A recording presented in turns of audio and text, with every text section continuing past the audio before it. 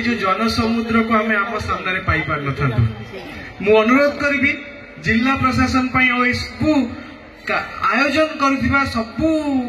जो माने दिन राति अक्लांत परिश्रम करछंती तांको पई गोटे आशीर्वाद सूचक करताली आज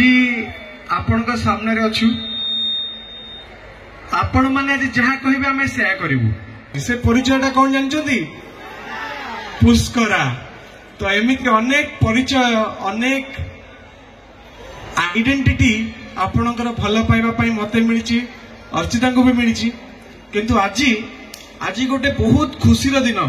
तार गोटे बहुत बड़ कारण होछि आपण जानिथिबे समस्ते उत्तरकाशी रो गोटे टनेल रे 41 जन श्रमिक तांको जीवन सहित संघर्ष करथिला और तांको बंचेबा पई अनेक योद्धा माने जो माने हमर फ्रंट लाइन वॉरियर्स